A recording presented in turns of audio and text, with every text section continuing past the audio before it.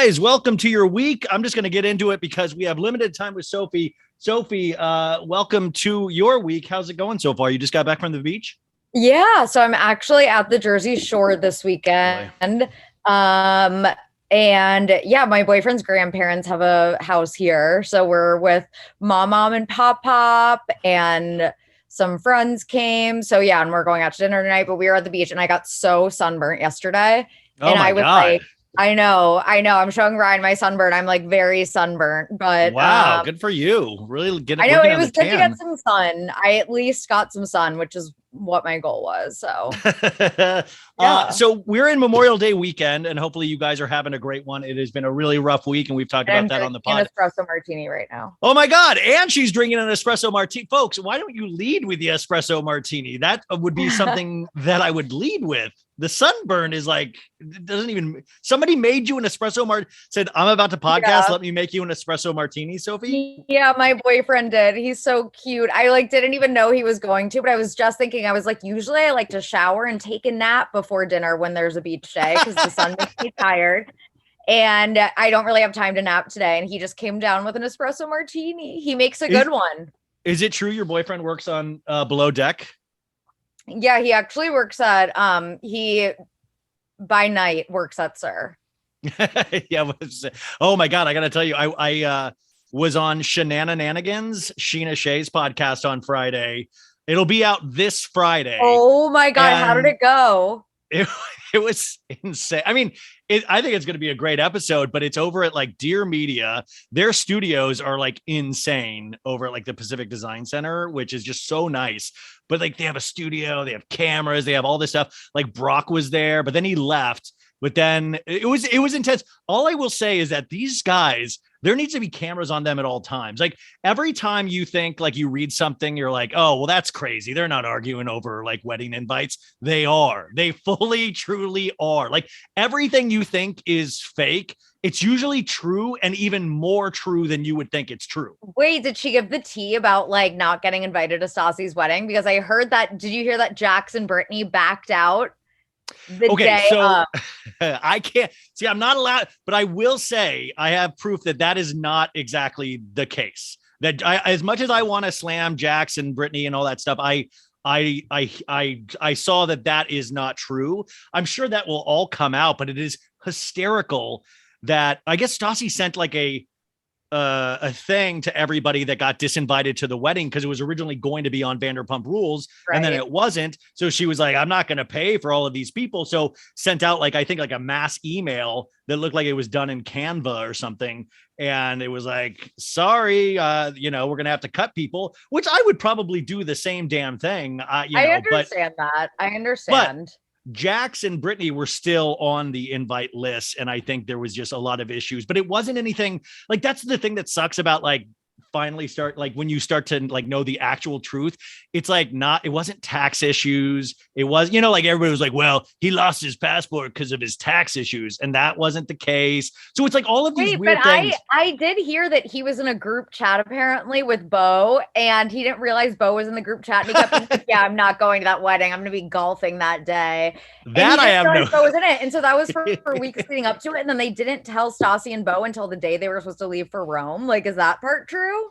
I don't know. I don't even think that part is true. But what I will say is that like, I kind of I was like, not like, guys, this is not going to even be on the show. There is no show with them. So the fact that it was even making like the quote unquote blogs makes me laugh because it like, first off, blogs make me laugh. But second off, like, guys, we don't need to waste energy on this. None of these guys are on the show. Like let's focus on the actual show that they're going to start shooting, which there is not a start date on that yet, but it most likely, I would imagine, involve Brock and Sheena's wedding. And I know Sheena, I think, invited everybody, like Jax, I think she invited Stassi. When is that happening?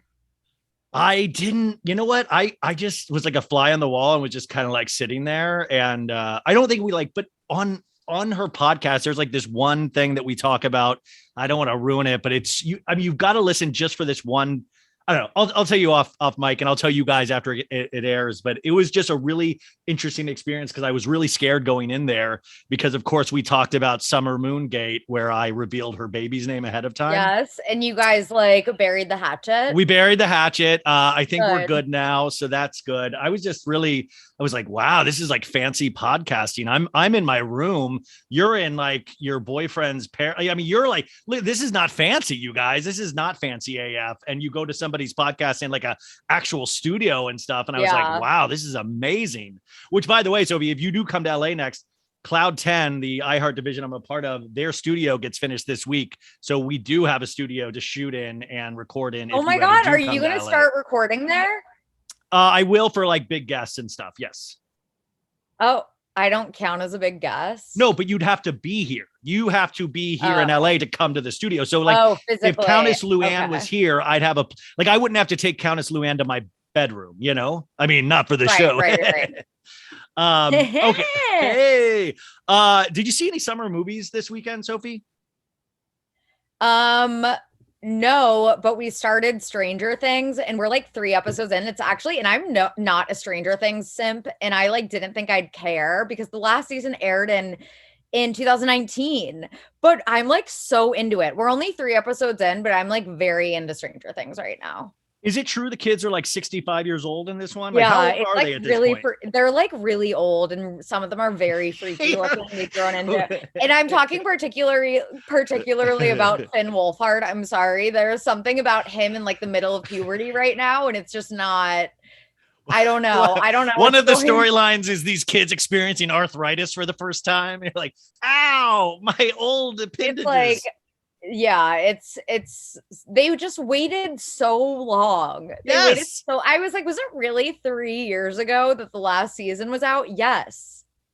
That's crazy. We wait too long. Well, the reason why I'm saying this is that I've been like, how this works now is I podcast during the week. My body gets physically ill by Friday because I'm so upset by the time I get to Real Housewives of Beverly Hills recaps that my body breaks down on Saturday. Saturday I recover, but I did see Top Gun Maverick, and I got to tell you, like, I know, like, I almost want to forget Tom Cruise is involved in Scientology because this film, like, I really feel it's like this motherfucker waited for he sat on this movie for 2 years because he was like, I'm not releasing this on fucking Paramount Plus. I am going to release this in the movie theaters.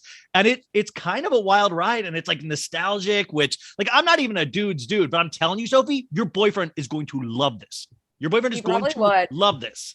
We actually watched War of the Worlds the other day because I had never seen it. And I was like, this is, first of all, it's totally my type of movie. As you know, I like anything like weird apocalypse, like CGI creatures. But yeah, Tom Cruise, I was like, yes, he is a classic movie star as much as he's the last one. He's who else in your age range is like there's going to be nobody else like Tom Cruise ever again. He's the only one that can actually, it's like, no, I don't want to release films on TV. They're only in the theaters and I'll bet my whole career on it. And it looks like that bet's paying off because his next one is like a 2-part Mission Impossible, which they show a preview for during Top Gun. And I'm like, nobody else has the power to do this. And we've moved on to like YouTube stars now. We don't need movie stars anymore. Right. Yeah. My boyfriend asked me, he was like, who do you think is a bigger movie star? Like Tom Cruise or Brad Pitt? And I was like, as much as I love Brad Pitt, he has always kind of been like more of a supporting guy. I think that Brad Pitt is obviously still a movie star, but like, when was the last movie where he was like the leading man and it wasn't like an ensemble cast? You know what I mean? Well, Brad Pitt is very okay with being a character actor, even though he's a beautiful man. Like he loves playing weird characters, where Tom Cruise will play a weird character every now and then, like Tropic Thunder. But in the most part, he plays these, I'm going to run as fast as I can. And I'm going to be the best fighter pilot ever. That, you know, like it's ridiculous. But at the same time, there's nobody else that can sell it. And Tom Cruise is weirdly asexual. You know, it's like, even in this Top Gun, he has a romantic interest, and they don't show like a love scene because that would be kind of ridiculous in terms of like, you know, a 60-year-old movie star with I think it's Jennifer Connelly's his romantic interest. And they say she's age appropriate. She's only 10 years younger than him. But like, it's weirdly like when they get to those parts in Tom Cruise films, you're like, it's okay. Yeah, he's got to do this. But like, you're never like, damn, that's hot. Have you ever nobody's ever like, damn, that's a hot sex scene with Tom Cruise? No, absolutely not. I also love how like in some movies, like I know when he was in like Jack Reacher, I guess Jack Reacher, the character is supposed to be like a large guy. And they will like make Tom Cruise look taller than he is in some of these movies. Oh god, there are scenes in Top Gun, you guys, where like because it has like a lot of younger actors like Miles Teller and Jay Ellis, you know, all these kind of like hot dude. Glenn Powell is excellent, by the way. And there's scenes where like Tom Cruise is shorter than all of them, and then there's scenes where he's like, you could tell he's on like an apple box, like something to stand on. But I will say you might hate it because there's little to no CGI in this movie. It's all like, that's the other thing. He's like, I like to do my own stunts, and you're like, these truly are realistic things. And it's almost weird because we're so used to Doctor Strange CGI creatures, you know?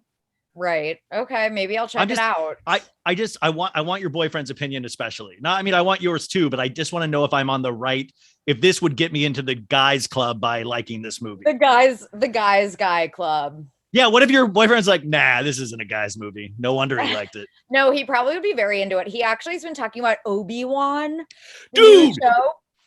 I know this is a reality show podcast kind of, but Obi-Wan came out, you guys, on Thursday night on Disney Plus. I watched the first 15 minutes and I couldn't. And you are a guys guy. You are a guys guy because you're like, oh, dude, Obi-Wan. I'm like, yes. No, we're not watching. I was like, you can watch that on your time.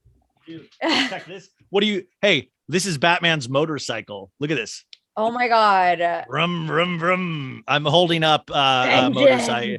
Vengeance is mine. Yeah. So yeah, I'm into shit like that. Okay, Real Housewives of Beverly Hills. Guy over here. Yeah, watch. Guys, I'm a real ladies. Hey, panty dropper in the house. Well, by the way, Sophie really just took down that martini, man. Like it was full when we started. We're like 10 minutes in. It's down to the bot. Like, are you gonna get a round two? Oh yeah. No, this is my first one. I had a couple beers on the beach. Okay, Real Housewives of Beverly Hills. You watched it, of course. Yes. Thoughts? It was like, I just love that Crystal is finally standing up and being like, I'm not going to let you gaslight me. I know what the truth is. Like, it's just Kyle, Rinna, and Erica are so set on gaslighting and bullying whoever the odd one out is. It doesn't matter like who it is. It's whatever newcomer is new on the show. That's what they do. They want to, drive that person off the show. And Crystal's like, I'm not having it. And now she is Garcelle. She is Sutton on her side. Like, I'm happy with that alliance. I feel like they are the future and everyone is sick of the Fraud Force 5. It's really gratifying, you guys. I said this, I did a 2-hour recap by myself on Friday, just like yammering, but it's really gratifying to watch new people finally take hold and kind of stick up for themselves. Whether you like Sutton or hate Sutton, you have to admit Sutton has finally also stepped into her voice where, remember when they all used to be scared of Erica, and now Erica's in a corner on like, Kyle's couch going like, yeah, that's right. And nobody even listens to her. Like they all just kind of like, okay, Erica, that's a good story, girl. Yeah, I saw a tweet that was like Erica's whole like, I don't know, like bad bitch routine, whatever she tries to do, it like just falls flat now that we all know that she's a broke con woman. What did you think of that scene where she's like, Diana, do you have the black one of these Panther rings? Could you I need somebody, will you get that Black Panther ring, please? Remember at the store? Yeah, it's like the Cartier rings. Erica's trying to get people to buy her things. No, she's like literally like, it's that friend that's always like, I don't have any money, but I really love this. Why don't you buy it? In hopes of them giving it to her down the line. It's so absurd. It's so absurd. And also the preview for, I guess, this upcoming episode.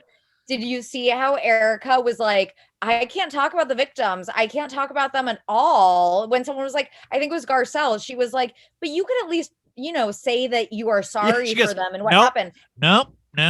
Yeah, she was like, I can't talk about the orphans and the widows. And then she was like, but she was like, apparently they actually did get their settlements and they're lying, like alluded to the fact that they're lying. It's like, what?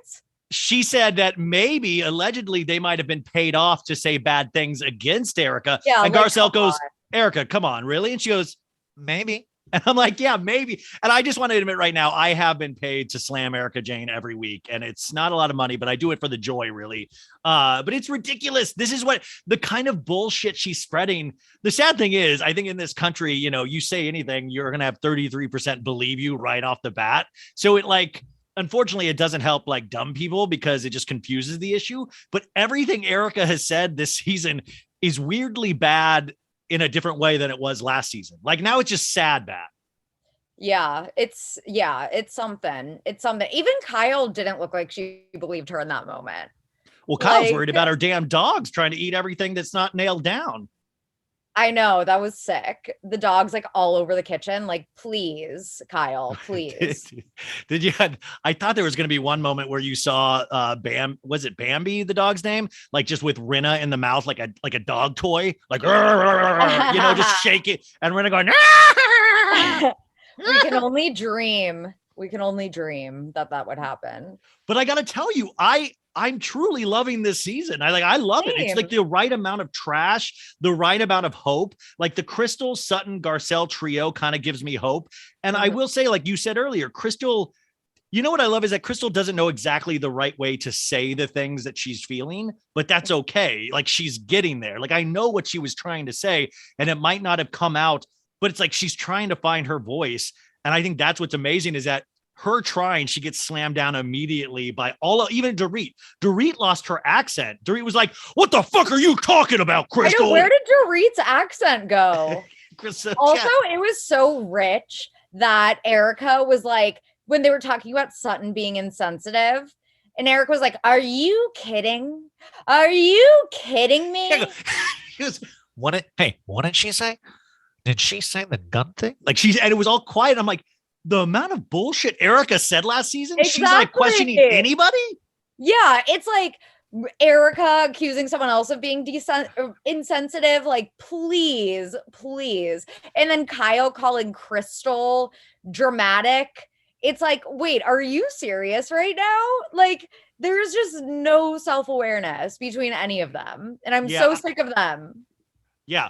But at the same time, I'm really happy it's on. Now, there was a story that just happened today. This is what I love every time. Like, Rinna just goes way too hard all the time offline to the point where it ruins it kind of for me. Is that I think you saw this already today. Is that she was already involved in a doxing. Now, this guy doesn't seem like too amazing either, where he texted her supposedly to her actual number that don't reveal or like watch all the shit you're talking because I have information on you too. And it was like the ellipses, which I hate those ellipses. But I'm trying to find said this guy, Patrick Summers, he came out as his name. That's why I'm saying it. Said, "Lisa, you need to stop with your rumors and lies about me. There's plenty I can expose about you, ... And then Lisa Rinna posted this with his actual phone number. And then the guy wrote in his stories, "I suggest you take your post down before I sue you or leak your number since you think it's acceptable to leak mine." And then he did leak her number and supposedly he did leak. And so supposedly the number is out of service. But then it like a lot of people said they called his number and it said he was Kathy Hilton's executive assistant, but then he writes in this other one, like he writes in this other one, mind you, this is because production has started on a series called Real Husbands of Sunset, and the series is set to compete with the Real Housewives and features an all-male cast, me being a member. We met Lisa just to get some pointers for our first season, and drama started from the beginning. So he posted this, and that's the part where I started to check out, where I'm like, is this like a publicity stunt? Which is kind of like that's Rinna weird. would even. I didn't know that part. Like that's just like that's recent, but like the fact that either way, it's kind of sad and gross. Like Rinna would participate in a publicity stunt. I don't know if that was Rinna's real number, but Rinna shouldn't be like talking back to the fans. Like it's never going to work good for Rinna. You know, it'll work good for other people, but not Rinna. Rinna is just a hot mess. And did you see that post that she reposted that was like Lisa Rinna is carrying Real Housewives of Beverly Hills? And it's like, oh my God. Somebody wrote an article for like Screen Rant or something, which guys, I love articles about it, and especially write an article about this podcast, but Screen Rant, I could post an article about this and it said somebody like Lisa was carrying this show on her back for the last 10 years. Lisa's not even been on the show for 10 years, but also I think Lisa is a great part of the show because you get to be angry with her. It just makes me sad because this is probably how she is in her real life. Like she takes this as seriously as we do. And that's why I don't enjoy watching her anymore. I just know that the Rinna Kyle, I'm leaving Dorit out of it because like she just like hasn't been as involved in the season she's been occupied with her robbery.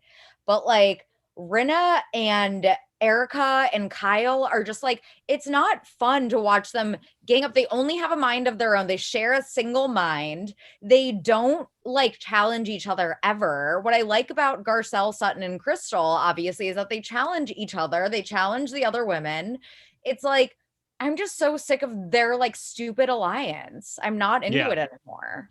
Well, I like it just in the sense that we're getting another alliance formed to combat that alliance particularly. So it'll be exciting to see what happens. And I'm just hoping that Sutton doesn't ever like team up with Erica. Cause I feel Erica's at a desperation point where even in filming this, she has to realize her power has completely slipped away. Like the sad thing, like when watching Mikey pick out outfits in her little pool house, where, he was like, well, let's do this one again, Queen. We wore this to the Christina Aguilera concert in 2008. And she was like, the trustees won't allow me to sell my clothes to get new clothes. So I guess I have to wear things twice. Like, we're supposed to feel bad. I don't know what, I just have a feeling Erica's going to have to pivot at certain point and start kissing ass. Okay, let's see. What else do we have? Real Housewives of Atlanta beat Real Housewives of Beverly Hills in the ratings this week, which is really interesting to me. But both are getting really good ratings. This week, we have the premiere of Real Housewives of Dubai on June 1st. I thought it was Peacock only, but they're actually airing it on Bravo. So that's so everybody's going to get to watch that. But the reason I bring this up is that, I think they had to have been ready for this. But Andy Cohen and Bravo are slammed by human rights groups ahead of Real Housewives of Dubai premiere. Yes. So 12 human rights groups have called for the network to publicly oppose the violence against women, as well as the homophobic laws perpetuated by the rulers of Dubai and the United Arab Emirates. The human rights groups, and they name all the groups, sign an open letter to Bravo and its parent company, NBC Universal, and the production company expressing deep concerns over this show. So this is not, Dubai and these kind of things is not new to anybody. So I'm sure, I would hope Bravo has some kind of plan in play to let people know why they still went ahead of this, especially when they have such a very wide gay and lesbian audience. I don't know why. I'm curious what their reasoning for going ahead. Yeah, no, I think it's definitely something that they need to get ahead of in terms of like the PR, because there has been, backlash against it since it was announced. So I'm surprised they haven't taken a stronger stance, just to be like, hey, we thought this would be an interesting show, but we otherwise are very supportive of women's rights or whatever it is. But yeah, I don't know. I don't know why. Again, it's like, I would like to know their thought process of picking Dubai over like so many other cities. Yeah. Idaho's right there. So in some Jacob Elordi, he's now supposedly dating this Olivia Jade. Isn't Olivia Jade the college? Lori Loughlin. Yeah, Lori Loughlin's daughter. So Sophie, do you know how these dating things works? Like Elordi was originally with Cindy Crawford's daughter, right? And then Kaya Gerber. And now Kaya Gerber's with Austin Butler, who plays Elvis in the new Elvis movie. Which, by the way, Austin Butler's whole like Oscar campaign, it's so much. And every time I look at his face, I'm just like, no. Like, what she's referring to, you guys, is that he did an interview. This is like the new Lady Gaga approach, where he was like, after I finished filming Elvis, my body broke down. I almost died. You know, He's like still talking in the Elvis voice. yes. And he's still, that wasn't his original. He's like Dorit. He's a child of the world now, but he's like, I just wanted to bring everything real to this Elvis movie that I could. And the movie, by the way, is a Baz Luhrmann film, which is always like a beautiful spectacle. But I already was reading the reviews of the Cannes premiere, and it does what Baz Luhrmann does, like Moulin Rouge, where it takes Elvis's songs, but then it like will put them with like a Jay-Z and Beyonce song. It'll mash up Elvis's songs. So I love that Austin was like, I wanted it to be so real, Beyonce made a song with Elvis in the 50s, like I'm like, what? And then like, imagine acting that good where you quit, you stop acting like your last scene. And then you're like, I'm not feeling well. I got to lay down. And then your body breaks down because it's so intense to play Elvis Presley. Like, have you ever been to work? Like, Sophie has a full-time job. I'm sure sometimes you will go home on a weekend and your body will be like, it is such a stressful week at work. But do you ever feel bad then? Like for somebody like Austin Butler, who had to play this man, Elvis Presley, and his body broke down. Like, so he knows what it's like to really work. Well, it's like, I don't know enough about the situation because I didn't even click on the article. All I saw was the drama between Dylan O'Brien. Dylan O'Brien's response to the article was like, hey, Variety, not now. And he got like blown up on Twitter about it. And then that's how I saw the Austin Butler thing.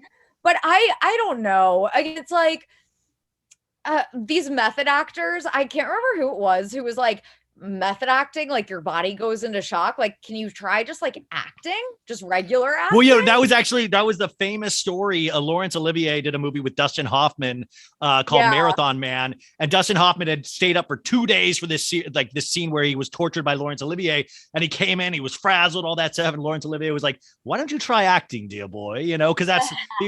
But I mean, there is that kind of theory, but it's like.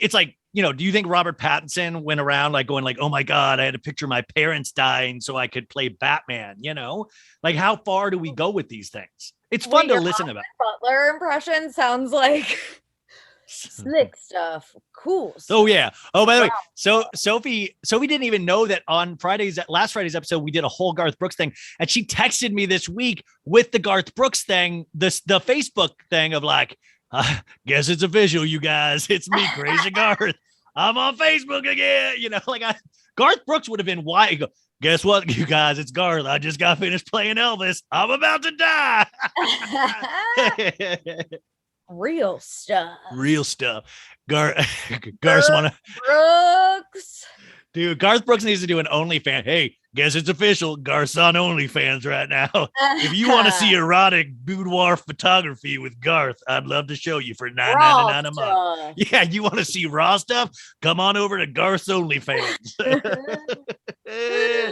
Okay, anyways, the Jacob Elordi thing. The thing what I'm saying, like, do all these teen stars now, do they get like some kind of lookbook where you can pick a girlfriend out of there? He also dated Zendaya. Yeah, that's what I'm saying. Like, I mean, I know you're like, he's really good looking, but like Austin Butler used to date Vanessa Hudgens, and now he's with the Cindy Crawford, the Kaya Gerber. Like, do they all just like pass each other around like that Mormon TikTok, the Utah TikTok? Oh my God. Have you been following that at all? Yeah, I mean, I haven't been like following it because I never was like a follower of Mom Talk, I guess is what it's called. But I've been following the story about how basically this Mormon TikToker set off a whole shitstorm by admitting that her and her husband were getting divorced because they had an open relationship, but they would soft swing, which meant everything but sex. So like soaking maybe. Yeah. And I got a messages going, do you think they soak? And that's why I wanted to bring it up. Or the poop hole loophole is what some people say also. Oh, that's the Farrah Abraham way, the poop hole loophole. Loophole. What Sophie's referring to, you guys, and it's been a long time since we've talked about soaking, but since it's Memorial Day, I figure why not? Is that, well, poop hole loophole is like Farrah Abraham, like usually if you're really religious in high school, you're not supposed to have vaginal sex. And I've really held true to that my whole life. But the way around that is you could still have butt sex because it's not, so girls in high school were letting their dudes have butt sex and they were considering themselves still a virgin, which is just wild. Like, I also think that would just ruin sex for you for the rest of your life. I mean, like you're really starting at like a 10, like a high 10. Right. Yeah. But then this other thing is the soaking, just to remind you guys, the soaking supposedly was started at BYU or got popular at BYU, where you would want to have sex so bad, but you respected God enough to try to find a way around God's teachings. So you would insert yourself into a lady and just don't move at all. You would just be completely still. You'd be completely still. And then you would have your friend who's a jump humper. That's what they would call him. And they would jump on the bed to create the natural friction that a man or woman or man and man or girl and girl need to do their business. And this was called soaking, which is just if you think about it for a second, it makes complete sense. I still have never tried soaking out. And I don't know if that's going to be a Patreon exclusive or what, but we kind of soaking had its moment and then it kind of came and went. Oh my God, this conversation makes me so uncomfortable. Wait, for real? You used to love these conversations. Wow. No, the way you describe it, you're like, where a man inserts himself into a lady. What am I supposed to say? I'm trying to say it in a nice way. I know there's no real way to explain it. That is like so uncomfortable. It's just so fucking weird. But yeah, the mom talk stuff is insane. Yeah. So basically they're potentially wife swapping in Utah, which is like, why don't we get this on Real Housewives of Salt Lake City? I would much rather watch this than a Jen Shah criminal, like, wouldn't you rather? This is the kind of drama of like, I am partners going behind each other's back, because supposedly they all had to be in agreement and they would all go in the room and do their thing with other partners. I heard that's a thing. Like Whitney Rose definitely, I feel like, has alluded to this before. Can I say something? I don't want to be creepy, but has Whitney Rose, I think she got a breast reduction because you go check it out. I'm truly, anyways. Other good news out there. Justin Timberlake sells his entire music catalog in a deal worth $100 million. He's only 41 years old and he has sold over 200 songs. I think this is like a weird story. He sold it to a private equity firm called Blackstone, which is just weird because it's almost saying Blackstone. I didn't even know that was like the private equity firm that he like sold it to. But yeah, that's like a very famous one. That's really Is it really? Yeah, and it seems like a really low price. Well, and also really way too early. Like Bob Dylan and Bruce Springsteen just sold theirs like a year and a half ago. But Justin Timberlake has like, you would say 20 more. It almost makes it seem like he doesn't have any faith on his music. Because why would you sell right now? You would want to hold on to that and you would hope your music would grow. It almost is like I just don't know what the what the thought process behind that is, because you would think you would want to hold on to that. He doesn't need money, so it just doesn't make sense. A very confusing story, honestly. Very confusing. Also, Kardashians, we are on the tail end of the wedding. All the pictures which by the way, did you almost wonder if the shooting at the school kind of bummed them out because they weren't able to like post all their Italy photos that day? Honestly, I hate even admitting that, but I did have that thought because it went from our news cycle was constantly that. And then all of a sudden it was like, who the hell cares about Kravis's wedding anymore? Oh, I mean, it kind of puts things into perspective real quick, like real quick. Like these are the things that we enjoy and we take it very seriously. But when you have something real like that, it shines like a really way too bright light on like what we sometimes pay attention to and what we don't, so, but on the tail end of that, as we pick back up, just a couple of things. We still don't know why Corey Gamble was not there, which I'm still very curious. I feel like we should have gotten an answer by now. What's the story? I was hoping you would have gotten some kind of scoop over the week. No, maybe I'll do some digging. Please dig. Also, Tristan Thompson shares cryptic message about growth and mourning his former life. This is ridiculous. Chloe was on Not Skinny But Not Fat, Amanda Hirsch's podcast. Yeah. And this girl will take every opportunity to make herself look like an idiot. She literally was sticking up for Tristan again of like, they don't see all the good things Tristan does. Oh my God, give it a rest. Give it up. Give it up. It's okay. He's a bad person. It's okay to dislike people that do bad things to you. Isn't it? Right. Just always trying to stand up for him. Like, why? Also, his voice is so unattractive. I can't explain it, but like something about his voice on the show, I'm like, why do you talk like that? Oh my God. I feel like his voice is very like high pitched for like, it's like not girlish, but it's just very, but by the way, he's Chloe, you're never leaving me. That's how he talks. Do you ever watch these Architectural Digest videos on YouTube? I've watched of like some of them celebrity before. I know homes. Were Travis and Courtney like just on? Yes, I just watched their architectural digest this weekend, and it's Travis's house, and it's another one that was just. I can't explain how. Like, I don't even know how to explain Travis. Like, he's a like a light spoken dude, but like he was like, yeah, I went on a tour and this designer said he would do my house and he just rebuilt it. And he said, I don't want you to see anything. Just come. Like, it's like Michael Jackson in a way, but then he'll be like, this is you do sound like Michael Jackson. He's like, I love Courtney so much. I want a finger, Courtney. You didn't watch Kardashians this week, did you? No. Okay, well, her doctor prescribed her 4 cups of Travis's man goo to have a baby. Yeah, like I saw that's that. a weird, that's like, not a proven thing. Apparently, they're saying that's not something that's supposed to. Yeah, help no with- shit. No, have you ever heard that ever in your life? No, but I was intrigued. I was like, oh, is this like actually a thing that helps with fertility? Apparently, no, it's not. I just feel like Travis is paying off some doctor somewhere, like, yeah, tell her if she tells me I look beautiful, it'll get her pregnant. It's like I don't get what is happening. It just seems like all, because in this episode, they were going to a spa 4 hours a day. They did this diet where they didn't have sex or didn't have, which, by the way, I was like all for. I was like, yeah, tell them not to touch each other for as much as possible in front of cameras. But I just want them to have a baby at this point, just so they stop. Like, I don't want to hear any more about Courtney drinking Travis's stuff, Oh my God. I don't want to hear about it either. I mean, it makes me, my only relief is that I don't think they've taught those kids how to read yet. So.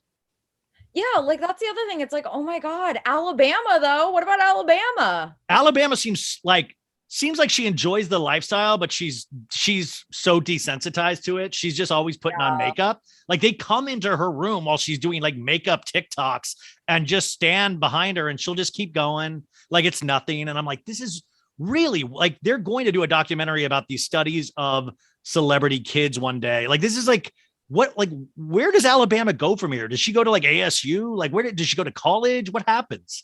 No, I doubt it. I mean, it's like, why? I don't know. I mean, I don't know. Seems like she's in the Hollywood circle at this point. So big Scott Disick was spotted at a New York City strip club on Sunday night when Courtney said I do, which is kind of like, Scott's just really funny because like it's just one of those things, like, why even be out at all, man? Like how, like, you must have wanted that message to get out there. Like, what kind of message are you like that you're like, I'm at a strip club? Like, I don't know. We get it, man. You get bummed easily. We get it. We've been with you for years now. He's spiraling. So not surprised, not surprised. I will say that the kids look really, he's been posting, content of him and his kids, and they all look very happy when they're with him. Completely. Yeah. It was for his 39th birthday and the kids were all over him. He was happy. I love shit like that. Like, that's the thing that I will say, as much as I disagree with so many things the Kardashians do, it does seem like North always seems pretty psyched to be hanging out with Kim, which I'm always surprised. But the kids seem to like their parents. What I think is interesting is that the Disick kids seem, and I know that we're just seeing photos, but that they just seem happier when they're with Scott and with this like normal sized, just like regular confetti cake, and not like the opulent, like insane. Like, they never look truly that happy when they're with the Kardashian side. But again, it's like, we don't have the full context. We're just seeing photos and stuff. But like, it is interesting. They all seem very happy when they're around Scott. How did you take it this week with Ellen DeGeneres' last show? Did you tear up at all? Did you thank her? How did you? No, I had actually never really been like a viewer of the show. Like, obviously, like, I know the impact Ellen has made on like the daytime television industry and the LGBTQ plus community. And, she has had this massive impact. And I was like reading some long form article. I think it was the LA Times, maybe, who had like complicated legacy of Ella DeGeneres. And I thought it was interesting. It was like written, I think, from the perspective, I think it was a queer person who wrote it. I wish I could give them props, but I like barely, it was just trending on Twitter. And yeah, it's like, I can recognize that Ellen has made such an impact while also recognizing that, yeah, she sounds like she had been a crappy person for a long time. And it finally kind of caught up to her. And there wasn't, some big standing ovation for her. It was more of like a quiet. Yeah. It was like Irish goodbye almost. It was 19 years of doing this. And you can't argue how successful her show had been. And I don't know, I know her ratings kept dipping, but ratings on everything kept dipping. And I think once you get super successful like that, you just get really out of touch with so many things. I remember during the pandemic, the Ellen videos of her tearfully crying in her mansion. And, and I know she, was a lot of her employees had come out in the past and say how horrible she is. And my personal experience with Ellen, which I've told on the show many times before, she was like, I remember going over to her ex-girlfriend's house to take headshots, didn't know they were together. Ellen came out and gave me a once over and a dirty look. And I was like, what? And I was so shocked it was Ellen DeGeneres. This was so long ago before this show. But I still knew who she was. It just seems like she might be a kind of a troubled person, which then if you intersect that with one of her best friends being Kris Jenner, it makes me really, that's interesting to me. They seem like, and George W. Bush, who she's close with. Yeah.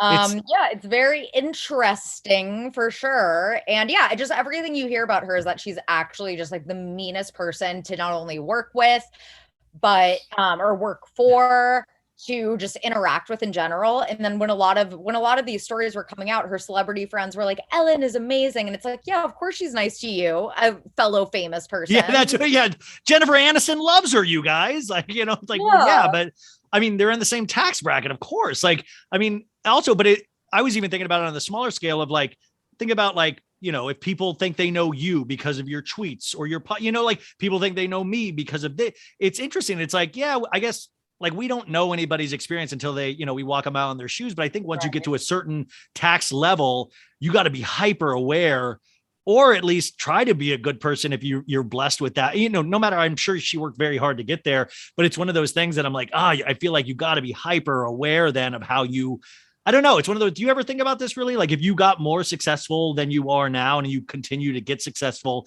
then you have people coming out and thinking they know you because of a tweet you said or something like that. Sometimes I'll think about that a long time and think, I don't know, but sometimes people are just also, as much as I hate Demois, the Demois kind of force celebrities to have a reckoning with how they interact with the everyday person that could send in a story to Demois.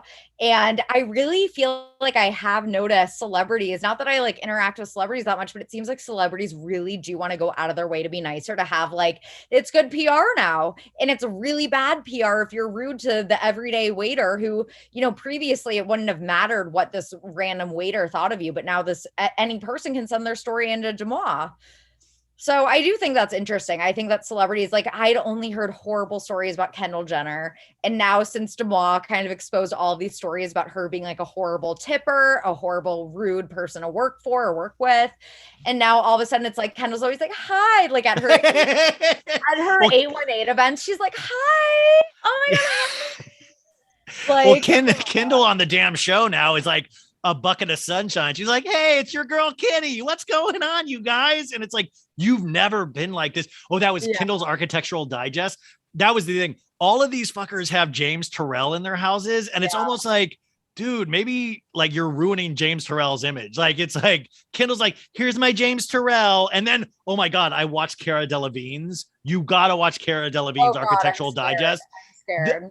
But she just comes from a very wealthy family, and you can tell everything is she literally has, you guys, a hole cut out on her wall her designer did that is entering a vagina. I'm not making this up in any sort of way. I know you're not. You crawl in through it, and it is in it's a hidden door. You crawl in, and then you exit out of a washing machine door. And this is her grown-up house, and she has other rooms. She has a ball pit room that you can fall into. I highly recommend the Cara Delevingne, which, by the way, did you see Azealia Banks stood up for Cara Delevingne in regards to, which is, neither here nor there. Right. Because it's if Azealia Banks defends you, is that really what you I feel I would, think the opposite.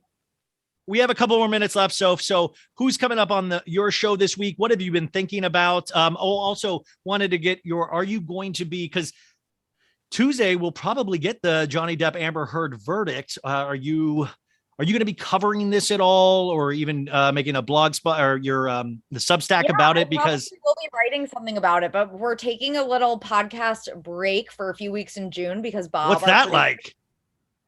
I know. I'm very excited because I've been very stressed lately, but Bob, our producer, is getting married, so we're excited about. But our guests, we're going out on a bang this week. Our season 1 finale. It's Samir. And Samir Mizrahi, the creator of Kale Salad on Instagram, Zillow Gone Wild, Celebrity Home Shopping. So speaking of celebrity homes, we talk all about celebrity homes and stuff. And he's like hilarious. So I'm so excited for this episode to come out. But yeah. Okay, but the Amber Heard Johnny Depp thing, I'm really curious your thoughts, and we not right now, but curious to see you write about it. But I was also just kind of like, thank God this might be over, but I'm really nervous.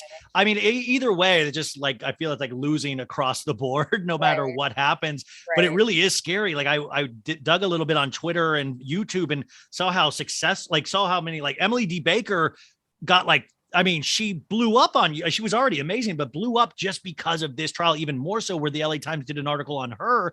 And I just wonder like what happens to this Johnny Depp Amber Heard economy after this all, like everybody is built up a lot of things like Talk of Shame, who I love, who I think is coming on next week. She gained 50,000 followers once she started talking about the Johnny. Yeah. Wow. And even she's like, yeah, man, that's like, it's wild. It's just wild. So I always wonder where our focus is going to go after this. And hopefully we can choose something that can put some good and hope back out there, Yeah, seriously. It has not been pleasant. It has not been pleasant with this trial, but yeah. Well, I mean, it's not been, yeah. Anyways, okay. You guys go follow Sophie, go check out the pod, all of that stuff. Thank you guys so much for supporting this pod. We have shows all week this week. And remember, go back and listen to the ones. They're always there for you at any time. And we will talk to you next week. Thanks, guys.